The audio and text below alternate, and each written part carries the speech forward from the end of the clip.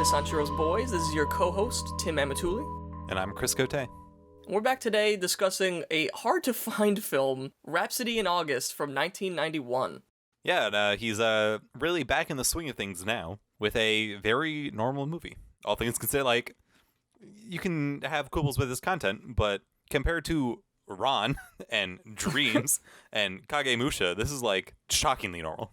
I would hazard to say this is one of the most regular Japanese family drama feeling movies that he's ever made. Not necessarily in its content, but in a lot of its execution. It feels very...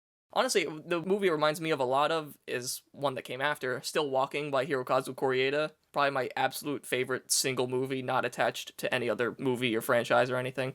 It really is a movie mostly about just members of a family being together.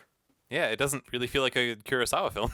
Honestly, it's kind of, I mean, it's the first one where it's like really modern. It like takes place in 1990 and they're all wearing like American clothes. All the kids have MIT shirts and Brooklyn sweaters. Yeah, way different look.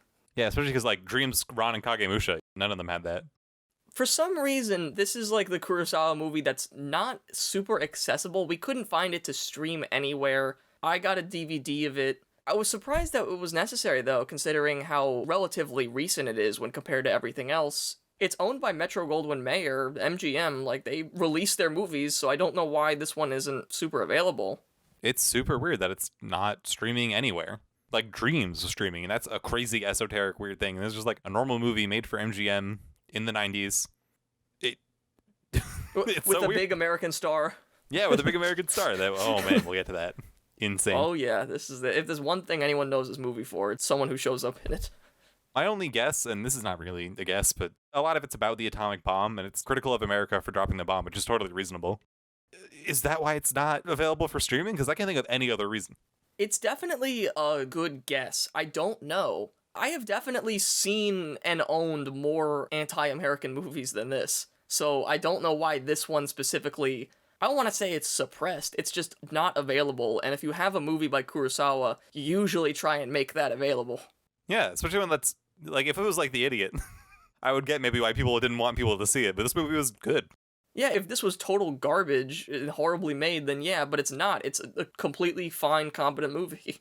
I was, like, worried it was going to be total garbage for some reason because it was so hard to find. But then I watched it and I was like, oh, this is just so normal. It's just a regular fucking movie. It's shocking. It's so normal that there's hardly even, like, behind-the-scenes stuff to talk about. The film is loosely based on the novel In the Stew by Kyoko Murata, but not that much. It's really Kurosawa changed a lot of it. And I believe that he wrote this entire screenplay while filming Dreams. He could have filmed this entire movie while filming Dreams, considering how crazy Dreams was and how simple this was. He already had everything set up by the time Dreams was done. He finished this movie 3 months early. He already had financing locked in. And I can't imagine this movie was that expensive to make. It was really just like, okay, I did Dreams and I'm back in it, and now I'm going to make this one. I can kind of see why he makes it. It does tackle themes that are important to him. It's so weird to come off of Dreams, deeply personal, Ron, this epic film, just to make this, like, normal family drama. To make I Live in Fear 2? Yeah, kind of, yeah. Yeah, I Live in Fear, but made in 1990. And made better. Yeah, and made better. I agree. But anyway, yeah, let's get into it. 4 children stay at their grandmother's house outside of Nagasaki during their summer vacation. They try to convince her to travel to Hawaii to meet Jiro, one of her estranged siblings found by her son, Tadeo. The grandchildren worry that their grandmother does not want to go to America because her husband was killed by the atomic bomb. While they explore the city and come to understand their grandmother, the rich American cousins offer Tadeo a job in Hawaii. The grandchildren's parents arrive in Nagasaki and learn that Grandma sent a telegram to the Americans explaining the death of her husband, and that she'll come to visit Hawaii after the anniversary of his death. Suzujiro's son, Clark, travels to meet her and mourns the death of his uncle with the family. Soon after, Suzujiro dies and Clark returns home. Grandma's sanity begins to slip as she relives the bombing of Nagasaki and runs into a storm followed by her family. I feel like quite a bit of the movie is pretty, I don't want to say like totally aimless, because it isn't, but it's mostly just hanging out with this family for an extended period of time, and I do think that it comes off feeling very realistic. I really, really love movies that do this. I do feel like I'm watching a real family. It does feel very realistic. Even, like, there are moments that are supposed to feel supernatural, but then even they're, like, explained. It's really mostly about these kids and the grandmother. Like, the parents are really secondary. Even the big star is tertiary. These kids, I feel like there's degrees to which they're important. Some of them kind of go through a little bit more of arcs than other, but for the most part, I feel like the movie follows them, but the main plot points occur with other people. They're more just like the viewpoint characters. And that makes sense. I mean, it's a movie kind of about the aging population of Japan and its interaction with these events from the past. Yeah, it's inherently a problem that doesn't involve them, but they're just kind of witnessing it. I got the feeling that they weren't supposed to have different levels of importance, but they did anyway. Really, it was just that one girl who didn't seem to matter as much. Eldest son, eldest daughter, middle daughter, and then the young boy. And that middle daughter just, like, really gets almost nothing. These are two pairs of siblings, but it's not even very clear who's sibling. Yeah, I didn't realize until like an hour and 50 minutes in that the eldest boy is the brother of the middle child, and then the eldest girl is the sister of the younger boy. That's made clear once, towards the end. They might as well all be siblings. Like, I didn't know they weren't for a while. I thought they were just all related. This is definitely another movie, kind of like The Bad Sleep Well, where it really throws a lot of family dynamics and people at you really fast early on. Yeah, I remember in the very beginning thinking, like, I don't know what's going on. Yeah, you're like, I gotta construct this family tree in my head. They call the grandmother, which makes sense. But then they keep talking about my dad, and your dad. And I'm like, wait, what? You're not all related? But they are. Your dad's not my dad? Eventually you figure out the grandmother has a son and a daughter. The daughter is a parent to two of them, and the son is a parent to the other two. So they're all cousins, and they're all under the same grandmother who they stay with. The grandmother, her name is Kane, but no one ever calls her that. It's always just grandma, so I feel like it's easier to just refer to her as grandma. She comes from a enormous family. A family that's so big that it's unknown. Yeah. She literally does not know how many siblings she has. She's like, it's more than 10. One point, she writes 11 names down, and she's like, it's more than that, I know it is. She can't think of the other ones. I think she's a really great character. I think Kurosawa really gives her a lot of dimensions, and I think shows a lot of really cool, delicate, Koreeda-like stuff about aging and the minor ways that it can affect you and the people around you, because they're like, oh wow, she doesn't have appliances really, and we had to convince her to get a refrigerator, which is insane. Yeah, and she refuses to buy a washing machine. We gotta start cooking for her because she doesn't really taste anything anymore because of her fake teeth, and we don't really understand why she does certain things. But the main crux of this movie is kind of hedged on that 45 years ago, her husband was killed in Nagasaki when the atomic bomb was dropped on August 9th.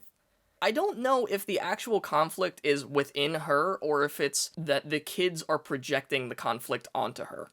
The kids do seem much more concerned about it than she does. At first, it's not even obvious the movie was going to be about that at all. The atomic bomb doesn't really come up until maybe 20 minutes in or whatever. It comes up briefly, and then they keep coming back to it, and then you realize, oh, this movie is a lot about that. The reason the bomb has become so prescient in their lives is, one, because the anniversary of his death is coming up, the 45th anniversary, but two, because they... It's hard to explain. Yeah, it's difficult. Yeah. The mother and the father of these kids are meeting with their wealthy uncle that they did not know about. And he is supposedly the older brother of the grandmother that she forgot about. Suzujiro, and he lives in Hawaii, and their family has a pineapple factory farm thing. He moved to Hawaii, became a businessman, married a white woman. He is now sick and dying. And he leaves behind his son, Richard Gere. Yeah, Richard Gere is in this movie, which is so wild, and I really wish that it didn't have the title card that said that he was in the movie. Yeah, same thing with Martin Scorsese in Dreams. Okay, hang on. I gotta get it off my chest from the beginning. Richard Gere does not appear to be half Japanese in the slightest. In fact, if you look up on the Wikipedia, he is a direct descendant of two Mayflower families. Yeah, he is the whitest of the white. He is a Pilgrim American family. It doesn't get anywhere than that. And in this movie, he is the half-Japanese son of a Japanese pineapple farmer. If they're gonna cast a half-Japanese character, why didn't they cast a half-Japanese man? Because he wouldn't be as hot as Richard Gere. It's so funny when he shows up. You first just start seeing him in pictures, and apparently Kurosawa met him in Tokyo when he was on like a press tour, and he was like, hey, I want you for this movie. He's like, okay, great, now I have a star. I'm amazed he said yes. He's just like there for like 20 minutes, just like kind of smiling and having a nice time. He's such a weird presence in this film. I'll go further. He doesn't need to be in the movie at all.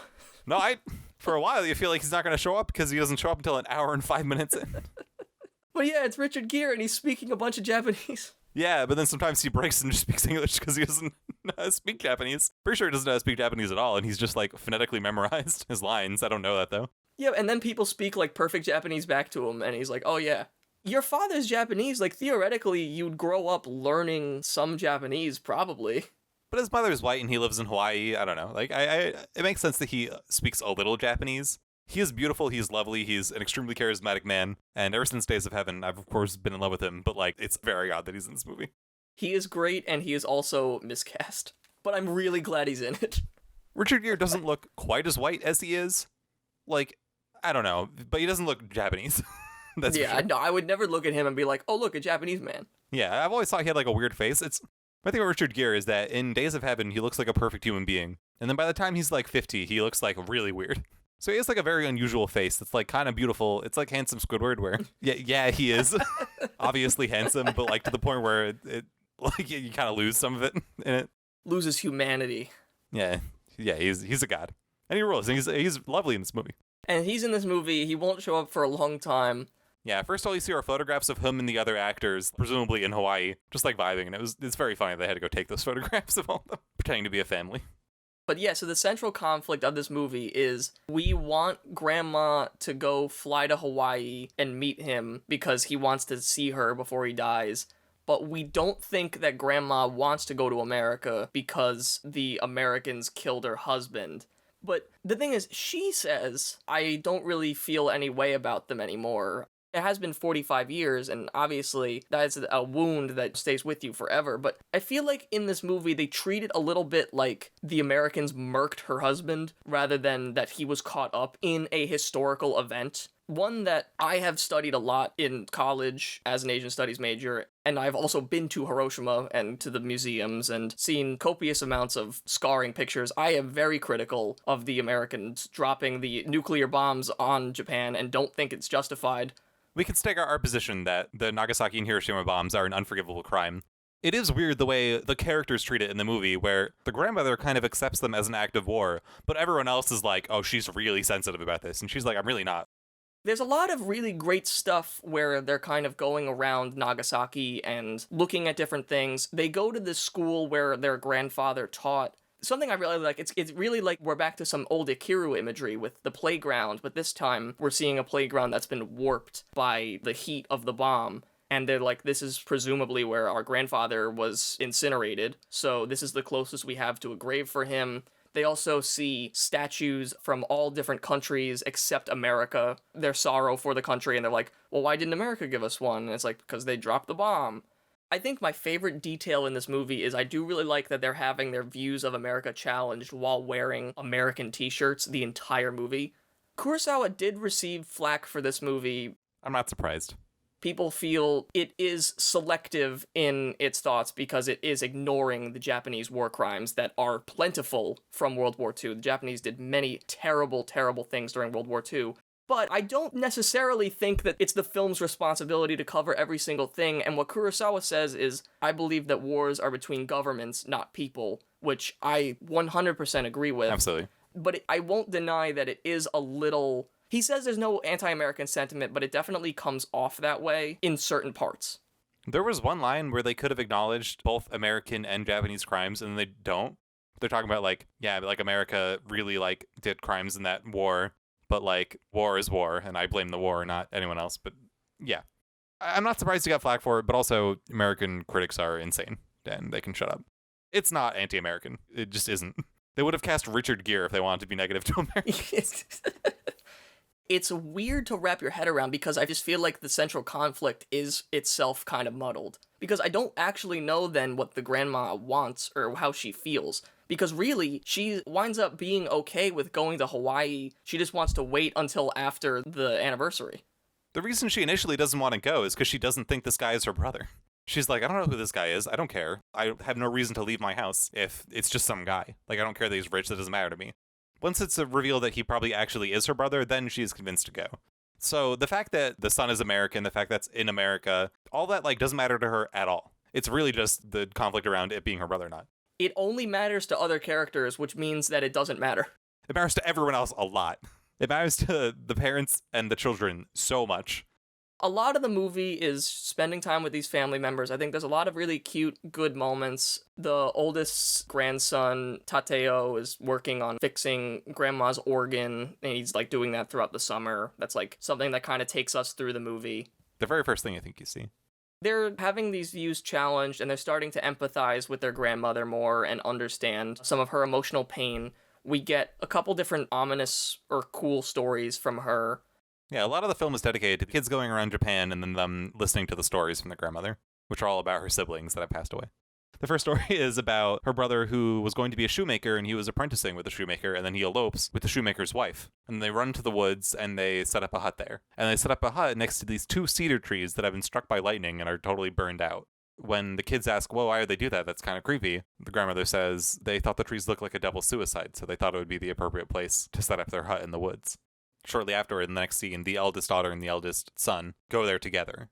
In a beautifully shot scene that is a little weird, and I called this from the moment she said we should go there. I was like, oh, it's going to be weird. And they go there, and the kid puts his arms on her, and it seems like he wants to kiss, and then they both kind of freak out, and then they walk away. And it's fine. Yeah, I have no idea why that happens. Getting some real idiot vibes here, where I'm like, aren't y'all cousins? Why is this happening? They are indeed direct first cousins. I got Star Wars Episode 5 vibes, though. This is a little tough because they can't claim that it wasn't written yet. In the very next scene, he says that marriage between family members is a sin. So I think he kind of is trying to cover his bases. He's like, oh, that happened, but don't worry about it. I was kind of chalking it up to maybe he was just trying to do something to scare her, but it didn't really look that way. I don't really know why it happens. It's very, very odd. He says, I got caught up in the moment, or the mood of the moment. What mood? And that's it. What mood was it? I understand. If it wasn't his fucking cousin, I would say I completely get it, even though it's very odd, as they look at the double suicide trees and talk about the lovers. I guess it's implied that that's probably what happened to that brother and the woman he eloped with. Yeah, I don't think it's explicitly stated, but it definitely sounds that way. They also make fun of him because they see pictures of, I think, Clark's daughter, and they're like, oh, are you getting attracted to her? He's like, no, she's our cousin. He's like, no, absolutely not. I would never be attracted to a family member. But anyway, that happens. And the second story is about her brother, and this one's a bit more involved. It becomes a more important part of the story. Is about her brother, who was always a little off in the head. He was the youngest, the weakest brother, and after the bombing, he locks himself in a room for the rest of his life and just draws eyes. She mentions also he goes to a swimming hole, and the kids go to the swimming hole, and they see a snake there, and they're like, oh, this is the eye of the snake that was frightening him. And grandma's like, no, it's not the eye of the snake. And then they go and they see the way that the mountains are set up, and it creates kind of like a half slit. And then they do a crazy superimposition with what it would have looked like seeing Nagasaki being bombed from there. And then the mushroom cloud forms the other half of the eye. And then all of a sudden, an eye is superimposed over that massive human eye in the sky. She says it's not the eye of the snake, it's the eye of the Flash, which is what she calls the bombing event at Nagasaki. It's like the only time, basically, that something outside of the universe of the film is shown to us. And it's really unexpected and super cool. Yeah, rules. During all of these stories, the middle girl gets frightened. At one point, the grandmother talks about how her brother was taken back by a water imp and placed on the lawn because he had almost drowned in the pool. And later that night, the youngest kid, Sanshiro, he puts on a leaf outfit and pretends to be the water imp and sneaks up in the window and scares the shit out of the kids. And they all freak out and then they chase him. It's so funny, and because it happened right after the bombing moment, I was like, they've established that now they can kind of go to weird places. I'm like, this could happen. Like, usually I wouldn't be fooled by something like that, but it's so soon after that I'm like, I don't know where this movie's going. This might happen now. I thought he was going to be the real water imp. He did stuff like that in Dreams. It's not out of the realm of Kurosawa's filmmaking. Yeah, exactly. It feels like we're in the 9th dream, and it's going on for an hour and a half. But then he comes up and the mask is really, it's just a leaf over his face, but he looks awesome as the water imp. It's a really good improvised costume. It's shocking. It's, unrealistically good. Then you realize it's just the kid, and then they all laugh and chase him. And that's very sweet. And that's more or less the last thing that happens before the parents come home. That's most of the movie, honestly. That's literally 50 minutes of the runtime. It's cute stuff like that that's full of poignant moments. And then both of the grandmother's children, so the parents of all of these kids, come to the house, and then they find out that they sent a telegram over to Hawaii saying that she would go to Hawaii after the bombing anniversary, and explains the whole thing now that she's pretty sure this guy is actually her brother. The parents get really upset. They freak out because they think, oh my god, because we've now brought up this thing, now he's going to feel bad about it. He's not going to let us get the job at the pineapple plant, which would make us a ton of money. And it's like, really? Do you think that they would take this personally? Yeah, they like assume that Clark, because he's American, is embarrassed about the bomb. I forget the words they use, but like essentially he would blame them for the bomb or something. They imply that he'd be very upset by knowing that his uncle died at the Nagasaki bombing because it was done by Americans. They just like operate in that assumption for a while. Yeah, it's like they're putting the weight of a country bombing another country on one guy who wasn't even alive. Yeah. I don't know why he would take any of this personally. I don't know where this fear is coming from. And the grandmother says, like, what right do Americans have to complain about this? Like, it happened to us. They said they were doing it to stop war, but they haven't stopped war ever since. And she gets, like, very mad. She's like, this is bullshit. Yeah, fair. America deserves to be reminded of it, but it's not like he is America. He doesn't even work in the government. He's just a guy. He's the guy who owns a pineapple farm in Hawaii. And then they get word, they're like, oh my god, Clark is now coming to Nagasaki. He's definitely coming here to just be like, we hate you guys now, and we're not going to give you the jobs. It's so weird. So they're all freaking out. The kids are like, I don't want to meet Clark. He sounds like such an asshole because he's coming here to reprimand us for having our grandfather die in the bomb. And then he shows up and he's the coolest dude in this movie. He shows up and he's Richard Gere and he's like, I'm so sorry for what happened. Like, he didn't say it was a crime, but he implies that's how he feels. He actually does seem to take this really personally, but he doesn't take it personally as in he's offended. He takes it personally as in, wow, I lost a family member to the atomic bomb. I want to go visit it. So he doesn't even go to the grandmother's house first. He goes to the playground where coincidentally all the grandchildren are also going at the same time. Yeah. So they all meet up. And the stuff that happens from now on, I kind of like it because Richard Gere is so charming, but I feel really weird about putting the brunt of mourning the Nagasaki bombing onto the white man who's like mourning the loss of his loved one. It is weird to place him as like an avatar. Well, he's supposed to be half Japanese, and it's him mourning his uncle. Yeah, but he's not. Like, that's the weird thing. He is that's in why the movie. It feels so strange. If he looked more Japanese, I'd buy it a little more. It feels strange that it's Richard Gere. It's like the whitest guy imaginable saying, I can't believe my family died in the bombing of Japan. It's certainly weird, but like a lot of it, he's just standing there for. He just says like, I feel deep sadness that it happened. At one point, he does say like, I really feel like I feel it. I feel like I was there or something. That's a bit much. They're like, oh, do you want us to bring us to your hotel? And he's like, oh, I'm staying at Auntie's house. I will say the level of tenderness and familiarity he feels with these people he has never met is like uncalled for. Completely insane. He's standing with all these Japanese children, and they're all supposed to be, like, cousins. Yeah, they would be his cousins. These kids are cousins with Richard Gere, and I'm one to talk. I have 3 Chinese cousins, but, yeah, it's more so that Richard Gere is like a 6'1" Adonis, and these kids are 5. Yeah, but Richard Gere is so much older than them. Yeah. Well, I guess they'd be cousin once removed, because he would be the cousin of the parents. They're related in that way, which is still weird, and it would be less weird if Richard Gere was half Japanese, which he isn't. But anyway, he goes to the grandma's house, and this is like just another weird thing where I'm like, I don't know how I feel about this, where he's like apologizing on behalf of America for bombing and killing her husband. And she's like, thank you so much. It's like a really tender moment. She's acting very well, and presumably neither of these actors actually know what either of them are saying to each other. Yeah, she probably doesn't speak English, and he, I assume, does not speak Japanese, even though he's been speaking it in the movie. Shinjiro watches it, and he's like, I think I just saw something really nice. They have this moment of reconciliation, and supposedly they are aunt and nephew. He's a very sensitive soul, and she's a nice old lady, and they get along, which is nice. And you know what the weirdest moment to me was in this whole thing? Is the kids build him a bed, and they show him, like, the room and stuff. They show him pictures of his uncle. And I think they erased the blackboard that had the names of all of the grandmother's siblings on it to write welcome in English. And I'm like, this woman who's showing signs of slight dementia throughout this movie. She's a little bit forgetful at times. And they just erased the names of all the people that were written on the board so she wouldn't forget them. And I'm like, wait a minute. It was shocking when they go over to the board. It just says welcome in English with 2 exclamation points. And he just looks at it, he's like, ah. And he doesn't say anything.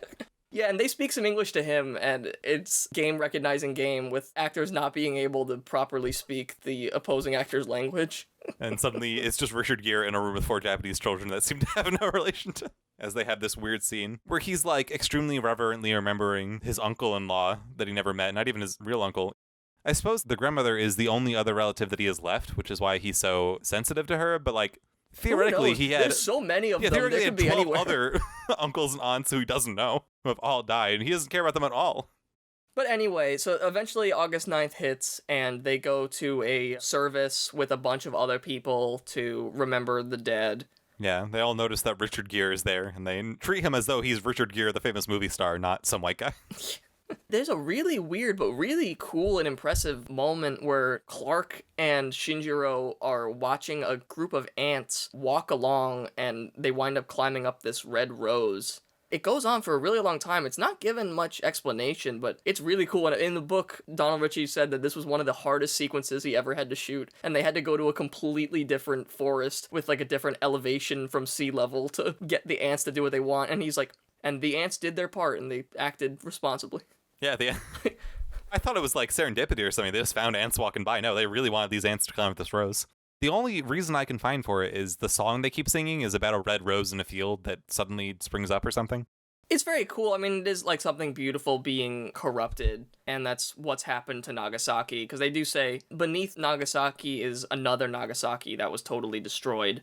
This happens, and then right after, Richard Gere is playing... I keep calling him Richard Gere, but Clark is playing with his cousins at the waterfall, and then Tadao, one of the parents, runs in with a telegram, and they learn that Susujiro, Clark's father, has died. And it's like maybe even the same day, or if not, then the day after. And right after this, they probably would have gone to Hawaii to go see him. But because of screenwriting, I guess, now's the time when he passed away. He was very sick. If he was so sad about his uncle-in-law that he never met, he is obviously very torn up about his father, and he disappears immediately. You never see him again. It's done entirely off screen. I actually do like it. It's a really harsh cut. There's a lot of noise from the waterfall. Clark is reading the telegram, and then is a quiet, harsh cut to them walking away from a taxi, and then they look up and they watch a plane fly away. And Shinjiro says, "There Clark goes." And the other boy says, "Clark left hours ago." Like he's on a different plane. Yeah, I was like, why'd you have to say that? I got it. Like, I get it. It was conceivable that that plane was the one Clark was on, but they just had to own Shinjiro for getting it wrong. This really affects the grandmother. It really does become like I Live in Fear. Like, a lot of this movie has reminded me of it, but this really specifically does become it, because there's a big storm, one of Kurosawa's strongest Rashomon-level rainstorms. There's lightning, and she starts thinking it's the flash of a nuclear bomb, and she starts covering the grandchildren with sheets. That's the exact kind of freak out that Toshiro Mifune did when he was dressed up as a character even older than this woman probably was in real life. The thing that sets this off is that suddenly she feels extreme sorrow over the fact that she never got to see her brother before he passed away. She apologizes to her brother while praying, and that's when it starts to become clear that she's losing her mental faculties. Yeah, she thinks that Tadao is the brother at some point in a hallucination. They kind of just say this, and I guess we have to take it as truth, that she's kind of reliving August 9th. Yeah, she sets up her husband's old clothes as though he was coming home from work. The clouds that day look just like they did on the day of, which is told by a neighbor. That's when she runs out into the storm to go run to the city. Yeah, to go save him. The whole family chases after her. She's running with her umbrella, which she uses a lot. That's her character motif. All the sound starts to disappear as they scream for her and chase after her and keep falling over. It's like Monty Python level gag how many times it cuts back to them running after her even though they're 5 feet away. This ending, I don't exactly know how you end this movie, but this ending for me felt off. It was not it. Yeah. It felt like it was really tonally weird. The sound goes away and it's replaced with some very beautiful music of children singing. The Rose song from earlier, yeah. It's synced to when her umbrella finally bends outward and breaks. And I think, they're going to meet up with her and everything after so much time spent chasing after her. And then the movie just fades out to black and goes to credits. And I was like, whoa, oh. Yeah, the music plays for the entire song, looking at her just walking in the rain, and then it's over. It's a really beautiful image and everything. That's the image that's on a lot of the posters or the DVD box, which is the only thing you'd ever see if you were ever going to find this movie. Yeah. But yeah, the way it ends, I was feeling really good in a lot of this movie. I was enjoying a lot of it, but the ending really did have a little bit of a sour feel for me. I didn't really like it. I liked that she was losing her mind, or losing her sanity, and I liked that she was running to go to the city, and I was feeling really emotional in that scene. And then that song is just so weird and jarring, it really took me out of it. Especially because there's no resolution, the song just plays and then the movie's over. So I really didn't like that. Yeah, there's a lot of different elements of the ending that don't mesh together.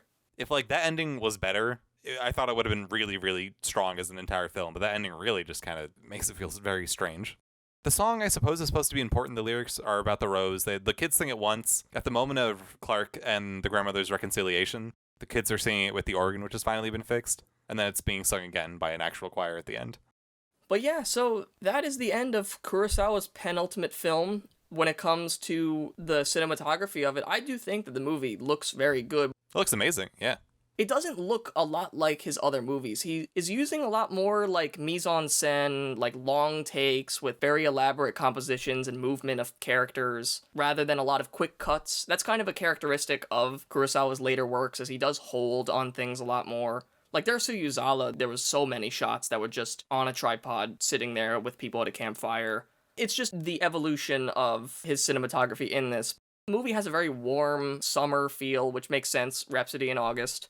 My favorite shot that I did pick was the superimposed eye in the sky, because that's just it nuts. was so crazy, and it's just an image that instantly got seared into my brain, and it's now, if you say this movie, that's the image I'm going to think of. It's so different, but I think really effective as like a creepy image. I would never think of an eye as the image of a nuclear destruction, but I really liked it. It's like a godlike event, heaven opening up and looking right at you. It's weird, it's not really traditional, and I don't really know if it was necessary to do, but it sure was cool to look at, and that's what favorite shots are all about.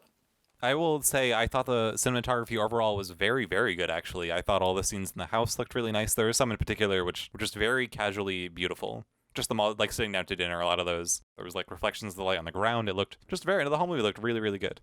And then my shot was just a shot that I thought looked nice. It was when they go to the woods and they do find the 2 cedar trees that were hit by lightning bolts. And the trees almost look like they're embracing, which is wild. I don't know how they found, I guess they just knew about this and then they incorporated it into the story. They're looking at the trees and there's kind of like this sight path, and it's the eldest daughter and the eldest son. And they're sitting together looking at it, and then the 2 trees are in the distance. It's just very nice. It's very obviously setting up that they see themselves in this double suicide lover tree, which is why the kid gets caught up in the moment and tries to kiss his cousin, which is weird. That kind of ruins it afterward. But before that happens, it's just very pretty and very nice. I think the tree looks really cool. The way these 2 specific cedar trees look, I really like that effect. I like anything he does in the woods. I really like the scenes from Dreams in the woods. So it's just a very beautiful shot that I liked a lot, and it stood out to me. I was like, oh, that's nice. I can feel what he wants me to feel here. Yeah, I definitely get like the death surrounded by life kind of thing, which is kind of what's going on in the house. You know, it's 4 young kids surrounding this one really old woman. I knew he was gonna try and kiss his cousin. I really didn't want him to do it, and he tries to do it. I knew it from like 2 scenes before. I was like, oh, it's gonna fucking happen. And then it does. They don't kiss, but they, whatever. But they don't kiss, we don't really know what happened, and if you decide to see the movie, maybe you can parse it out for yourself. Yeah, if I'm wrong, tell me, because I'll feel better. Yeah, please. In the end, I liked it. It's not bad. It's not great. I think it definitely has quite a few problems. I do think it is a better version of I Live in Fear. I think it's a much better version of I Live in Fear. Also, Dreams had the Mount Fuji and Red dream. It's like his final thoughts on this topic that has appeared periodically throughout his work. The acting is great. I think the movie looks beautiful, sounds good. Richard Gere is fun, if odd. But there's a lot of strange things about this movie, and I feel like the central crux of it is inherently flawed and unclear. There's just a lot of strange things in it where you leave it and you kind of don't really know how you feel about it, especially the ending. And so ultimately, I think the movie's fine. I think he's got a lot of better ones, but he definitely has worse ones too. So I'm going to give it a 7. So I did really like this. It was surprising, but I thought it was beautiful. I loved the vibe of the summer. The house was really nice. She was supposed to be from a poor family, but they have this beautiful house. Oh, I love the house. Oh my god, it's so beautiful. Leading up to the end, I was sad about her losing her sanity, but as they were running after her, I was feeling really emotional. I was like, if they cinch this movie, I'm going to give it a 9. I really liked it so far. And the ending is just so off-tone, so unusual that I didn't like the way it ended. I don't mind the US-Japanese politics in it. Whatever. He can think whatever he wants. It is weird that it's Richard Gere, even though he's cool. So in the end, I will give it an 8. If he had found a way to really button that up and do it really nicely, it could have been a 9 or a 10 for me, but I do feel so bad, like, putting so much on this one weird song at the end, and it has themes, and it could have wrapped them up. You need to see it to understand how weird this final section is. They chase after her for so long. It keeps going, At first, it's like shots of two of them, and then shots of individual ones, and then shots of individual ones again as they're still chasing her. So it's such a build-up. And to have the payoff be these kids singing this song, I don't know. I'm sure it makes sense, and there's a reason for it, but it was not clear to me, and it really kind of put me off of the movie. But still, I was still going to give it an 8, a 4-star movie. I still did like the movie a lot. Cool. And we got one left. One left. I can't believe it. So for our final movie, Kurosawa's final film, Mata Daio, Not Yet. There's going to be a lot of meta stuff with this, I feel like. I was very emotional watching this the first time, knowing it was Kurosawa's last film. Now, after watching all these movies for the better part of a year straight, I think this one's going to hit even more. So I'm really excited to rewatch it. I like this one, and I think it's a good one to end on. I'm excited to see it for the first time. Yeah, so check in with us next week for Mata Daio.